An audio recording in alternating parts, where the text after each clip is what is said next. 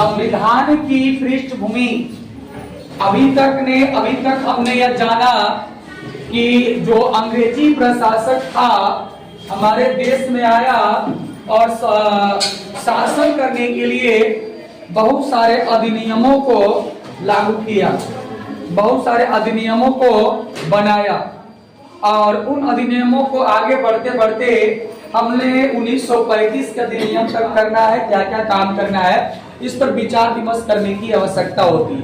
अब बात तो भाई हमारे देश की संविधान से, जिसमें तो सब चीज उसमें शामिल होना चाहिए, तो उसके लिए आजादी से पूर्व ही पैट्रिक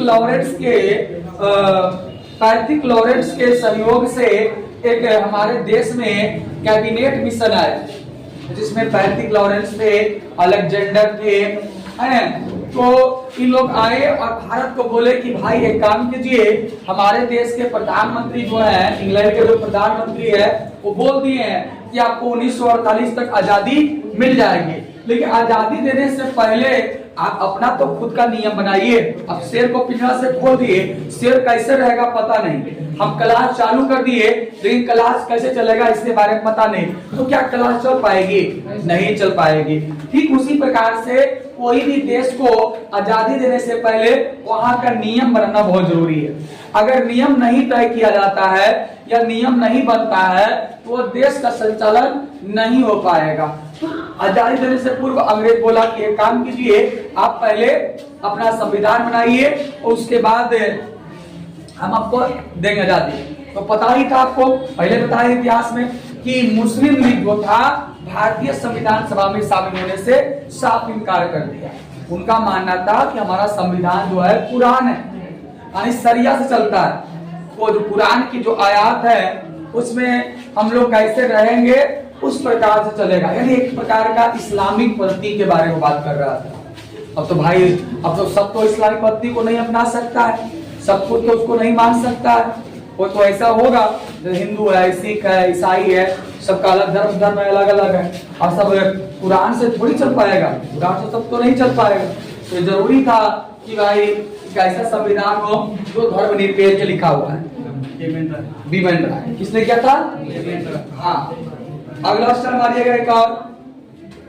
भारत में संविधान सभा के सिद्धांत का दर्शन, भारत में संविधान सभा के सिद्धांत का दर्शन, भारत में संविधान सभा के सिद्धांत का दर्शन, ये सब एक्स्ट्रा क्वेश्चन है जो कि आप बोलते हैं आउट ऑफ सिलेबस। अब आता है आपको क्या लिखे? भारत में संविधान सभा के सिद्धांत का दर्शन, बाल गंगाधर तिलक के निर्देशन में, बाल गंगाधर तिलक के निर्देशन में, बाल गंगाधर तिलक के निर्देशन में 1895 में, 1895 में, 1895 में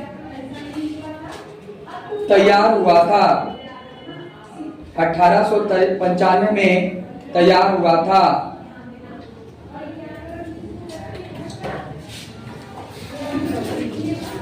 लेकिन ये सब से तैयार किया गया था, लेकिन औपचारिक जो है, जो औपचारिक रूप से जिस सिद्धांत का, जिस मत का संविधान सभा का जो भारतीय जो है जिनका औपचारिक मत था उनका नाम था बी एन राय, और उन्होंने ये मत कब दिया था? 1934 में। अगर आपको लगा दिया जाए जो है वो संविधान सभा का जो विचार था वो लाने वाला कौन? तो भारत में संविधान सभा का विचार जो है इंग्लैंड के द्वारा लाया गया और इन्होंने एक कैबिनेट मिशन ध्वज भेजा, और कैबिनेट मिशन का प्रथम अधिवेशन जो था 9 दिसंबर 1946 को हुआ। संविधान सभा का प्रथम अधिवेशन या इसे प्रथम बैठक ही बोल सकते, कब हुआ था? डेट याद रखिएगा, 9 दिसंबर 1946 को। और ये जब अधिवेशन ही हुआ था तो बोले भाई इसको चलाया कौन? चलो कि भाई अभी चुनाव तो नहीं है, लेकिन ये बैठक होनी जरूरी है, इसीलिए टेम्पोररी में काम चलाऊ, चलो भाई एक सभा बुलाते हैं, इस इसका अध्यक्षता कौन करेगा? तो टेम्पोररी आपको बना लिया गया या इनको बना दिया गया। तो ऐसे अध्यक्ष को बोला गया अस्थायी अध्यक्ष। क्या बोला गया? भारत के अस्थायी यानी संविधान सभा की प्रथम अधिवेशन या संविधान सभा का प्रथम बैठक की अध्यक्षता जो किए थे वो किए थे डॉक्टर सच्चिदानंद सिन्हा ने किए थे। तो एग्जाम में सवाल आ सकता है कि संविधान सभा के अस्थायी अध्यक्ष कौन थे? तो डॉक्टर सच्चिदानंद सिन्हा थे, जो कि आपके नोट्स में दिया हुआ है। उसके बाद चर्चा करें कि 13 दिसंबर 1946 को पंडित जवाहरलाल नेहरू ने संविधान के उद्देश्य क्या होना चाहिए, संविधान का उद्देश्य क्या होना चाहिए, इसके लिए उन्होंने एक उद्देश्य प्रस्ताव प्रस्तुत किया और इसी के आधार पर संविधान निर्माण किया जा रहा था कि संविधान का मूल बिंदु क्या है। उद्देश्य प्रस्ताव में संविधान का निर्माण कैसा होगा, संविधान में क्या किसको क्या अधिकार मिलेगा, संविधान में क्या क्या होना चाहिए, संविधान में क्या क्या बात होनी चाहिए, संविधान में नागरिकों का क्या अधिकार होना चाहिए, संवैधानिक अधिकार क्या है, मौलिक तत्व क्या है, मौलिक अधिकार क्या क्या उसमें शामिल होना चाहिए, संविधान का उद्देश्य क्या होना चाहिए। यह प्रस्ताव लाने वाले कौन थे? पंडित जवाहरलाल नेहरू। नोट्स में लिखा होगा आपका उद्देश्य प्रस्ताव के लिए पंडित जवाहरलाल नेहरू। उसके बाद संविधान के चौथे अधिवेशन, ये सवाल आता है, चौथा अधिवेशन कब हुआ था? 1947 में। इसमें राष्ट्रीय ध्वज तिरंगा को अपनाया गया था। स्टार मार्क लीजिएगा कॉपी में।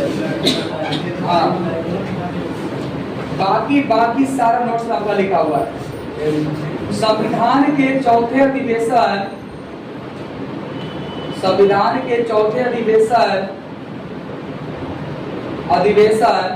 22 जुलाई 1947 को 22 जुलाई 1947 को 22 जुलाई 1947 को 22 जुलाई 1947 को राष्ट्रीय ध्वज को अपनाया गया। राष्ट्रीय ध्वज को अपनाया गया। राष्ट्रीय ध्वज को अपनाया गया। राष्ट्रीय ध्वज को अपनाया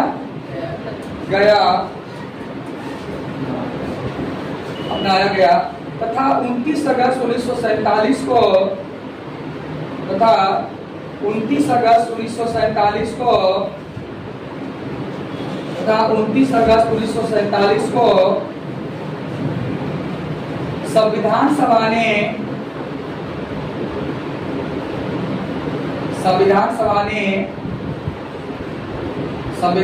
ने डॉक्टर बी आर अम्बेडकर की अध्यक्षता में डॉक्टर बी आर अम्बेडकर की अध्यक्षता में 7 सदस्यों वाली डॉक्टर भीमराव अम्बेडकर की अध्यक्षता में 7 सदस्यों वाली माता पे हाथ मत रखिए 7 सदस्यों वाली एक समिति का गठन किया गया। 7 सदस्यों वाली एक समिति का गठन किया गया। 7 सदस्यों वाली एक समिति का गठन किया गया जिसे प्रारूप अथवा मसौदा समिति कहा गया। प्रारूप अथवा मसौदा समिति कहा गया जिसने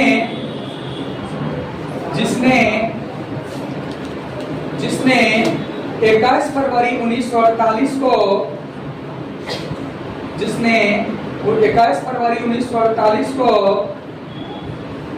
अपनी रिपोर्ट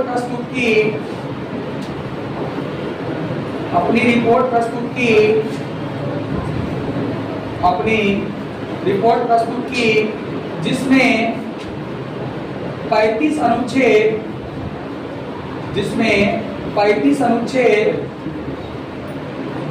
अनुच्छेद तथा 8 अनुसूचियां थी।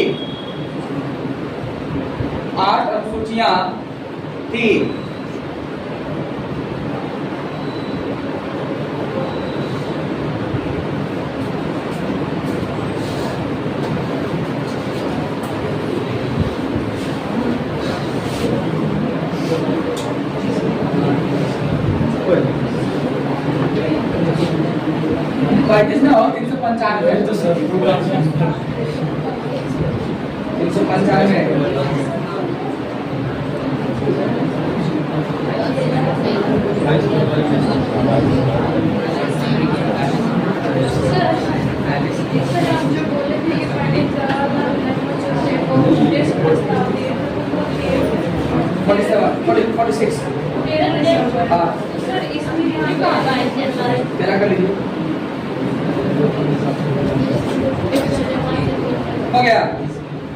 हो गया जी।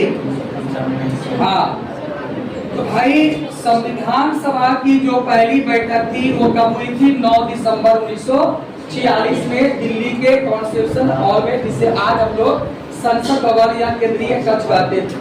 लिखिए संविधान, लिखा हुआ होगा, सुन लीजिए।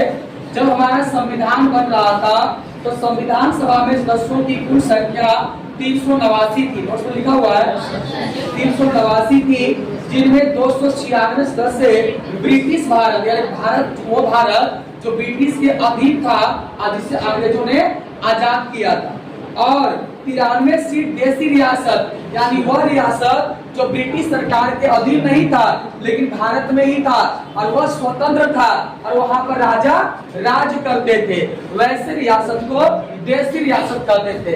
और देसी रियासतों के कितने सदस्य जी? 93 सदस्य थे। और फिर इसके बाद हमारे डॉक्टर सच्चिदानंद पहले अधिवेशन की अध्यक्षता किए, लेकिन दूसरा अधिवेशन 11 दिसंबर 1946 को हुआ और सर्वसम्मति के अनुसार भारत के जो संविधान सभा के जो अध्यक्ष थे वो डॉक्टर राजेंद्र प्रसाद को बनाया गया, जो कि आपको नोट्स में मिल जाएगा। ये सब चीज को लिखना नहीं है, जो लिखना था वो आपको हम लिखा रहे थे। संविधान बनने में कितना साल लगा? 18 दिनों का समय लगा। 2 बार 18 दिनों का समय लगा। और इसमें कुल कितने रुपया खर्च हुआ? 64 लाख रुपया खर्च आया था। संविधान बनने में कितने खर्च आया था? 64 लाख। और एक बात और दीजिए, ध्यान दीजिएगा, संविधान सभा का संविधान बनकर तैयार हो गया था आपका 26 नवंबर 1949 को, लेकिन लागू कब किया गया था? 26 जनवरी 1950 को। क्यों लागू किया गया था इसके बारे में चर्चा नहीं किया था लोग पहले भी, फिर चर्चा कर देते हैं फिर से कि 26 नवंबर 1949 को संविधान बनकर तैयार हो गया, लेकिन लागू 26 जनवरी 1950 को हुआ। ऐसा इसलिए हुआ कि भारतीय स्वतंत्रता संग्राम, भारत की पहला जो स्वतंत्रता संग्राम में जो झंडा फहराया गया था स्वाधीनता के लिए, वो रावी नदी के तट में लाहौर अधिवेशन के बाद वो 26 जनवरी 1950 को ही फहराया गया, 1930 को, 26 जनवरी 1930 को ही पढ़ाया गया था। और इस दिन को याद करने के लिए, इतिहास में दर्ज करने के लिए संविधान 26 नवंबर 1949 को बनकर तैयार हो गया था, उसको 2 महीने का बाद लागू किया गया। और संविधान बनने में 2 वर्ष 11 महीना 18 दिनों का समय लगा और लगभग 64 लाख रुपए का खर्च आया था। कितने लाख खर्च आया था? 64 लाख रुपए का खर्च आया था। लिखेगा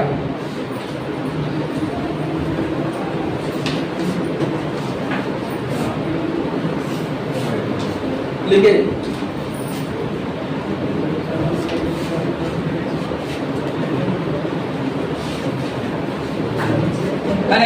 तो संविधान तो बनकर तैयार हो गया, लिखिएगा स्टार मार के, जो एक्स्ट्रा क्वेश्चन हम सब लिखा रहे, बाकी सब कुछ नोट्स में आपका है।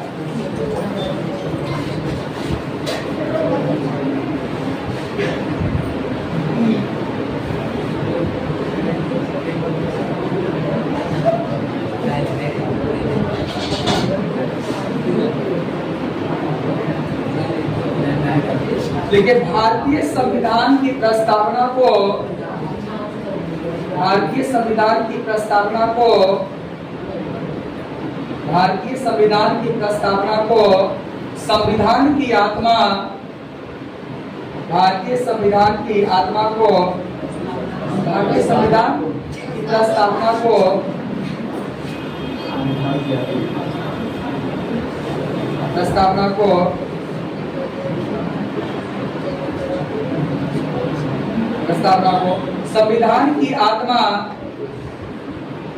संविधान की आत्मा पंडित ठाकुरदास भार्गव ने कहा था, पंडित ठाकुरदास भार्गव ने कहा था। ये फ्यूचर आ चुका है, पंडित ठाकुरदास भार्गव, हाँ भार्गव, पंडित ठाकुरदास भार्गव ने कहा है।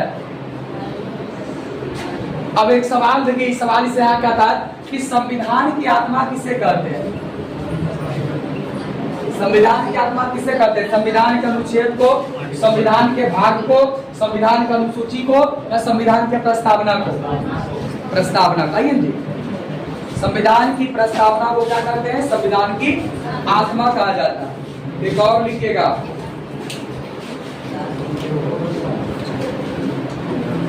भारतीय संविधान को,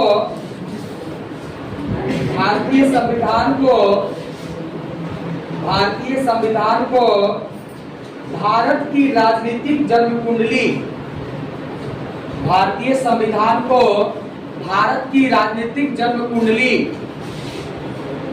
भारतीय संविधान को भारत की राजनीतिक जन्म कुंडली, राजनीतिक जन्म कुंडली के.एम. मुंशी ने कहा है, के.एम. मुंशी ने कहा है, के.एम. मुंशी ने कहा है।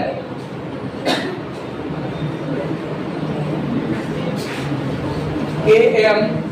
मुंशी ने कहा है, के.एम. मुंशी ने कहा है। हो गया, देखिए, प्रांतीय समिति, मूल समिति, प्रांतीय समिति, मूल समिति, मूल समिति, मूल समिति तथा अल्पसंख्यक तथा जनजाति समिति, तथा अल्पसंख्यक तथा जनजाति समिति, तथा अल्पसंख्यक तथा जनजाति समिति, जनजाति समिति, जनजाति समिति के अध्यक्ष, के अध्यक्ष सरदार वल्लभ भाई पटेल थे, के अध्यक्ष सरदार वल्लभ भाई पटेल थे। 2-4-5 समिति का नाम जरूर याद रखिएगा, जैसे कि हम बताए थे अभी, प्रारूप समिति के अध्यक्ष कौन थे? डॉक्टर भीमराव अंबेडकर। ये भी सवाल आ चुका है कि प्रारूप समिति के, प्रारूप समिति में सदस्यों की संख्या कितनी थी? 7 थी। अब प्रारूप समिति ना देकर मसौदा समिति पूछ देता है कि मसौदा समिति के अध्यक्ष कौन थे? शब्द बतेबे नहीं किए थे, तो इसीलिए आपको बार बोल रहे हैं मसौदा समिति और प्रारूप समिति एक ही है। संविधान में उद्देश्य प्रस्ताव के लिए क्या आए थे? ये भी सवाल आ चुका है, पंडित जवाहरलाल नेहरू लाए थे। ये भी सवाल पूछ चुका है कि संघ संचालन समिति के अध्यक्ष कौन थे? तो पंडित नेहरू थे। नोट्स में लिखा होगा, और नहीं लिखा हुआ है तो स्टार मार्क लिख लीजिए। संघ संचालन समिति के अध्यक्ष पंडित नेहरू थे। संघ संचालन समिति के अध्यक्ष पंडित जवाहरलाल नेहरू थे। अब हमारे संविधान में बहुत सारे चीजों को अपनाया गया, अलग अलग देशों से हमारे देश में बहुत अपनाया है, लेकिन बहुत सारे चीज ऐसे थे जो हमारे देश में लिया गया, जैसे कि राष्ट्रीय ध्वज, राष्ट्रीय मिठाई, राष्ट्रीय पक्षी, राष्ट्रीय पशु, ये सब चीजों को अपने देश संविधान में अपनाया गया। तो स्टार मार्क फटाफट लिख लीजिए तो चलिए, राष्ट्रीय ध्वज तिरंगा, राष्ट्रीय ध्वज तिरंगा, राष्ट्रीय ध्वज तिरंगा को 22 जुलाई 1947 को अपनाया गया। बहुत इंपॉर्टेंट पॉइंट, राष्ट्रीय ध्वज तिरंगा को 22 जुलाई 1947 को अपनाया गया। 22 जुलाई 1947 को अपनाया गया, जो कि एक आयताकार, जो कि एक आयताकार 3 पट्टियों से बना था। जो आयताकार में इस प्रकार है ना, आयताकार 3 पट्टियों से बना हुआ था, 3 पट्टियों से बना हुआ था। इसकी लंबाई चौड़ाई का अनुपात, इसकी लंबाई चौड़ाई का अनुपात कितना है? हाँ, लंबाई चौड़ाई का अनुपात 3:2 है, 3:2 है, जिसके चक्र में 24 तिलियां हैं, 24 तिलियां हैं, 24 चिड़ियां हैं। अगला शब्द लिखिएगा, अगला शब्द भारत का राजकीय चिन्ह, भारत का राजकीय चिन्ह अशोक स्तंभ है, अशोक स्तंभ है, जो सारनाथ से लिया गया है, जो सारनाथ से लिया गया है, जो सारनाथ से लिया गया है, जो सारनाथ से लिया गया है, चारों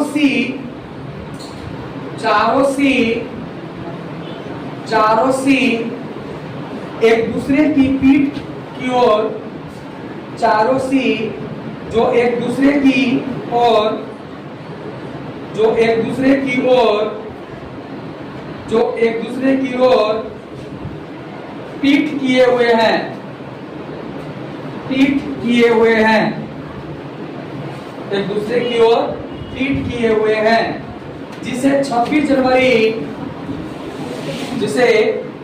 जनवरी 1950 को,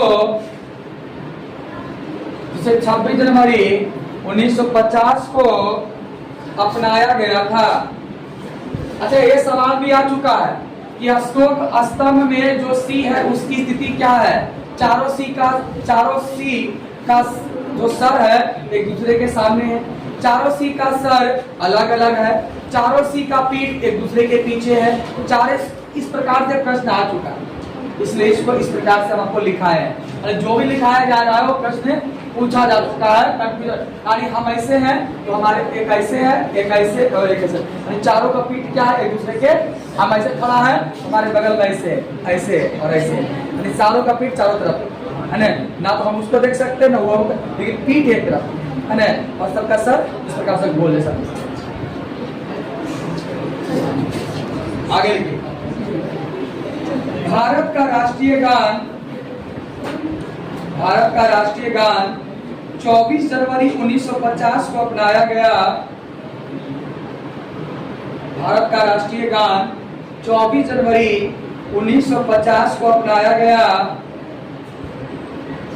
24 जनवरी 1950 को अपनाया गया, जो रविन्द्रनाथ टैगोर द्वारा रचित, जो रविन्द्रनाथ टैगोर द्वारा रचित, जो रविन्द्रनाथ टैगोर द्वारा रचित जन गण मन अधिनायक है, जो रविन्द्रनाथ टैगोर द्वारा रचित जन गण मन अधिनायक है, जन गण मन अधिनायक है। अगला समझिएगा, भारत का राष्ट्रीय गीत, भारत का राष्ट्रीय गीत वंदे मातरम, भारत का राष्ट्रीय गीत वंदे मातरम 24 जनवरी 1950 को अपनाया गया। 24 जनवरी 1950 को अपनाया गया, अपनाया गया, जो बंकिम चंद्र चटर्जी द्वारा रचित, जो बंकिम चंद्र चटर्जी, जो बंकिम चंद्र चटर्जी द्वारा रचित, जो बंकिम चंद्र चटर्जी द्वारा रचित आनंद मठ से लिया गया, जो बंकिम चंद्र चटर्जी द्वारा रचित आनंद मठ से लिया गया है। देखिए, सारा सवाल आपका जो भी बताया जा रहा है वो बस अगर हमसे, अगर देखिए कोई बड़ा नहीं, सीधा सिंपल सवाल कि पढ़ाया गया सवाल है, आया हुआ सवाल है, हम जो बता रहे हैं, जो लिखा रहे हैं, ये क्या है? सब संविधान का एक तरीका, हमारा संविधान बन रहा है, संविधान में किसको कैसे अपनाया गया यह बताया जा रहा है, बाकी नोट्स में सल सब बातें लिखी हुई है। तो ये सब सवाल आपको पूछा जा चुका है ना। तो एग्जाम से जैसे हिस्ट्री पढ़ते हैं और क्वेश्चन नहीं छूटता है, ठीक उसी प्रकार से आप इस विश्वास के साथ पॉलिटिकल साइंस पढ़िए कि पढ़ने के बाद आप जिस भी एग्जाम में बैठिएगा और पॉलिटिकल साइंस का जो भी क्वेश्चन रहेगा, मेरी गारंटी आपसे नहीं छूटेगी, नहीं छूटेगी। चाहे बीपीएससी बैठो, चाहे दरोगा बैठो, बिहार पुलिस पढ़ो, एसएससी बैठो या रेलवे बैठो या कोई भी बैठो, आपको आएगा। और जिन विद्यार्थियों का स्नातक हो गया है, बिहार से जीएल आया हुआ है, 15 अगस्त ऑनलाइन होगा, उसको जरूर डालिएगा जिनका स्नातक हो चुका। आगे भारत का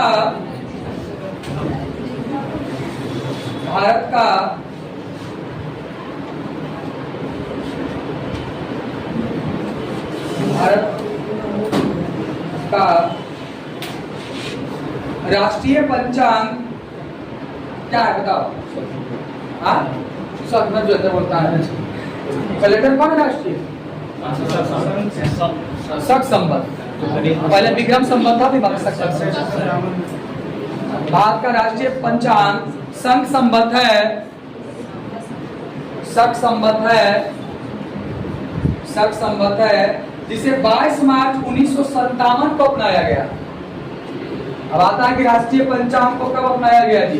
तो 22 मार्च 1957 को, आजादी के 10 साल बाद।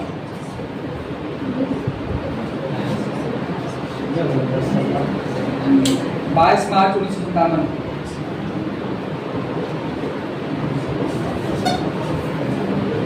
देखिए, भारत का राष्ट्रीय पशु शेर है। भारत का राष्ट्रीय पशु शेर है। नहीं सर, अरे पहले समझेगा तो मैं लिखो। भारत का राष्ट्रीय पशु शेर को, चलिए, भारत का राष्ट्रीय पशु शेर को पहले अपनाया गया था,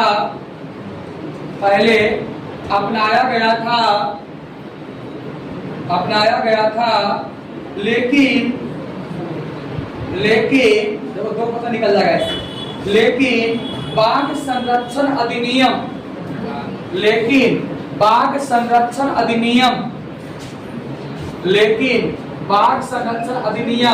1973 के द्वारा, लेकिन बाघ संरक्षण अधिनियम 1973 के द्वारा भारत का राष्ट्रीय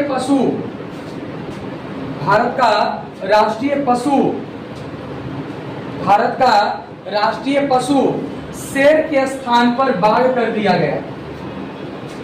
भारत का राष्ट्रीय पशु शेर के स्थान पर बाघ कर दिया गया। अरे कुछ तो अंतर होना चाहिए, यहाँ पढ़ने आए हो तो। कितनों घुमाएगा, तुम नहीं घूमेगा। अब सब उधर बैठा हो जाना है कि भारत राष्ट्रीय पशु क्या? बाघ, जिलेबी, झंडा, ये पूछते हैं कौन कहा जनरल बोला? नहीं पूछेगा ऐसा सवाल। आपसे पूछेगा कि भारत का राष्ट्रीय है, तो भारत का जो राष्ट्रीय पशु है पहले क्या था? शेर था। क्या था? किस अधिनियम के द्वारा बाघ किया गया? बाघ संरक्षण अधिनियम। बाघ संरक्षण अधिनियम पूछा जा चुका है। किस अधिनियम के तहत बाघ को 1973, 74, 72, 71 उसे नहीं मिलेगा। फिर आप पढ़ रहे हो, क्या बोले कि एक बार पढ़ लीजिए, जीवन में क्या हम ऐसे बोलते हैं कि पैसा एक बार लगेगा, नौकरी तक पढ़ते रहो। अरे भाई, जरूरत नहीं पड़ेगा दोबारा पढ़ने का, वैकेंसी आएगा, नौकरी लगेगा, है ना, आराम से नौकरी लगेगा। और चाहे तो छोड़ सकते हैं, इसको डिग्री में आप छोड़ दे, छोड़ नहीं रहे। सब पॉलिटिकल साइंस का पार्ट समझ के आपको पढ़ा रहे हैं। अरे भैया क्या हुआ? वो चोट्टा है।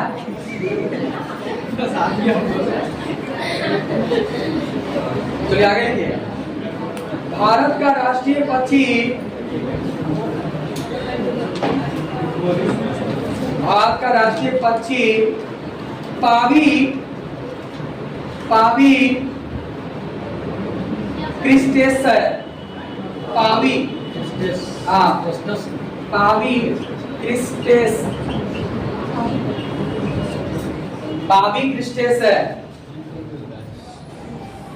क्रिस्टेसस, पावी क्रिस्टेसस है। क्वेश्चन मोर लिख लीजिएगा। हाँ, उसमें करेगा मोर, तुमको देगा पावी क्रिस्टेसस। हाँ, लेगा नाइट लिंगा दे देगा, ईगल दे देगा, ऐसा दे देगा, पावी क्रिस्टेसस दे देगा। और संविधान में मोर नहीं लिखा है, यही लिखा है। हाँ, ये तो बोलते हैं कि ऑनलाइन और ऑफलाइन में क्या अंतर होता है ना, वो आपको क्लियर हो जाता है।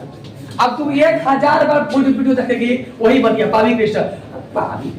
अब हम बता रहे हैं कि भाई इसी को मोर बोलते हैं। चलो ठीक है, अब हम मोर बोल दिया, पावी क्रिस्टल बोल दिया, दिक्कत है कि नहीं दिक्कत? इसलिए ध्यान दीजिए, है ना। लिखिए अगला, भारत की राष्ट्रीय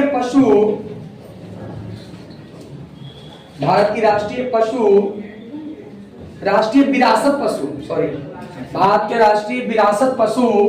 राष्ट्रीय बाघ ही है। हाँ, हाथी है। भारत की राष्ट्रीय विरासत पशु हाथी है, जो कि केरल, कर्नाटक,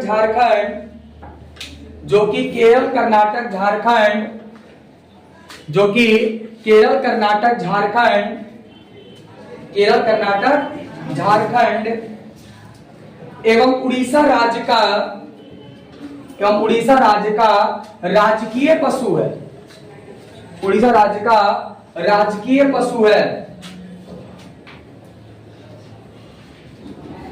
अगला, भारत का राष्ट्रीय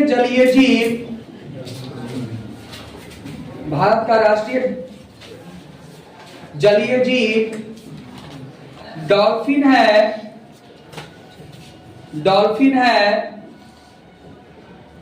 गंगा डॉल्फिन, डॉल्फिन मत लिखना, गंगा डॉल्फिन है। डॉल्फिन मत लिखना, खाली दे देगा Narmada dolphin, Ganga dolphin, Sutlej dolphin. हाँ, गंगा डॉल्फिन है, जिसे 5 अक्टूबर 2009 को अपनाया गया। जिसे 5 अक्टूबर 2009 को अपना घोषित किया गया।